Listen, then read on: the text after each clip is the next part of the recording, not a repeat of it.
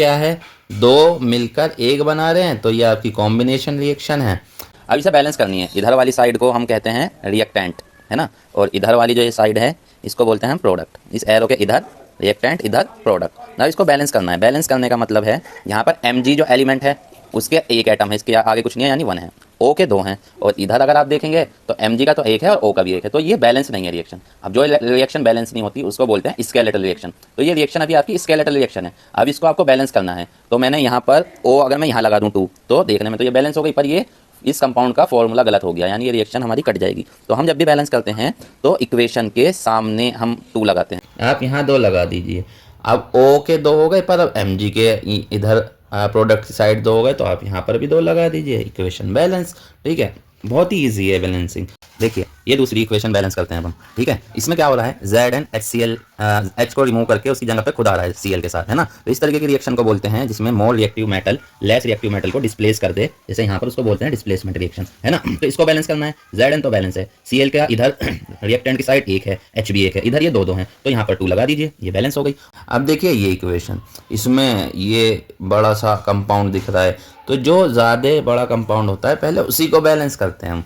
तो यहाँ देखिए, अगर आप देखें तो ये किस तरीके की रिएक्शन है, हमारी मेनली 4 ही तरीके की रिएक्शन होती हैं, combination, decomposition, displacement, double displacement. Main reaction ये 4 ही हैं, है ना। तो इसमें क्या हो रहा है, आयन एक्सचेंज हो रहे हैं, Pb I के साथ आ रहा है इधर, और NO3 K के साथ जा रहा है, तो ये आयन का एक्सचेंज हो रहा है, यानी डबल डिस्प्लेसमेंट रिएक्शन का एग्जाम्पल है। और आगे आप पढ़ेंगे प्रेसिपिटेशन रिएक्शन, क्योंकि ये इनसॉल्यूबल सॉलिड बनता है, लेड आयोडाइड PPT, तो इसको प्रेसिपिटेशन रिएक्शन में भी आप बता सकते हैं अगर आपसे प्रेसिपिटेशन रिएक्शन का एग्जाम्पल मांगे, है ना। वो अभी हम आगे पढ़ेंगे। तो देखो इसमें बैलेंस करना है हमें, तो NO3 के पूरे के अगर देखें यहाँ पर 2 हैं और इधर 1 है NO3, तो यहाँ 2 लगा दीजिए। यहाँ 2 लगाया आपने तो NO3 के 2 हो गए, पर K के भी 2 हो गए इधर, तो अब आप यहाँ 2 लगा दीजिए, है ना। यहाँ आपने 2 लगाया, K के 2 हो गए, I के 2 हो गए, I के इधर भी 2 है, बैलेंस हो गई।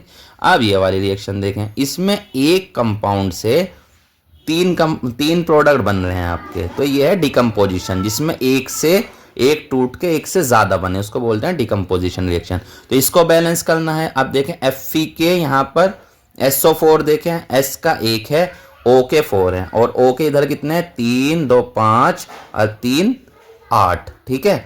तो अगर मैं यहाँ 2 लगा देता हूँ तो Fe के 2 हो गए, O के भी 4 दूनी 8 हो गए, उधर भी O के कितने हैं, अभी हमने काउंट किए थे 8 थे, S के कितने थे 2, इधर भी S के 2 हो गए, Fe के उधर कितने हैं 2, ये भी बैलेंस।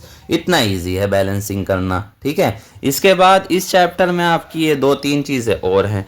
एक्सोथर्मिक रिएक्शन क्या होती है, जिसमें हीट निकले, हीट रिलीज हो। एंडोथर्मिक क्या होती है, जिसमें हीट देनी पड़े, जैसे ये डिकम्पोजिशन को भी हम क्या बोल सकते हैं, एंडोथर्मिक रिएक्शन, क्योंकि इसमें हीट हम देते हैं, है ना। डिकम्पोजिशन रिएक्शन भी एंडोथर्मिक होती हैं, ठीक। इसके बाद रेस्पिरेशन क्या होता है, रेस्पिरेशन में देखो हीट निकल रही है, एनर्जी यानी हीट निकल रही है, तो ये भी क्या है, एक्सोथर्मिक का एक एग्जाम्पल। इस रिएक्शन को आप याद कर लें, रेस्पिरेशन रिएक्शन आपसे आ जाए। रेस्पिरेशन होता क्या है, जो हम सांस लेते हैं ऑक्सीजन, वो हमारे किस काम आती है, एक तो हम सांस ले रहे हैं ब्रीथिंग के काम आ रही है, और दूसरा जो हमारा ये कंपाउंड लिखा हुआ ना बड़ा सा, ये ग्लूकोज है। ग्लूकोज यानी खाने का फॉर्मूला है, खाना जो ब्रेक हो जाता है तो स्मॉलर यूनिट में टूटता है, ग्लूकोज की सिंगल यूनिट लिखी हुई है ये, है ना।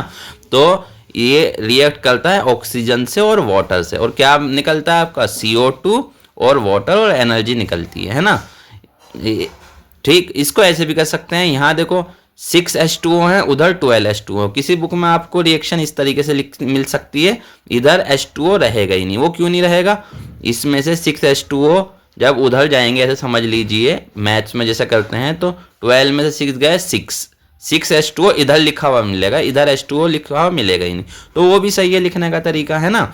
आप ये रिएक्शन याद कर लें, ठीक है। इसके बाद ऑक्सीडेशन क्या होता है, ऑक्सीडेशन होता है आपका गेन ऑफ ऑक्सीजन, और रिडक्शन क्या होता है, loss of oxygen. Redox reaction कौन सी होती हैं, जिसमें ऑक्सीडेशन भी हो रहा हो और रिडक्शन भी हो रहा हो। इसके बाद लास्ट तरीके की रिएक्शन जो बचती है आपकी होती है प्रेसिपिटेशन रिएक्शन।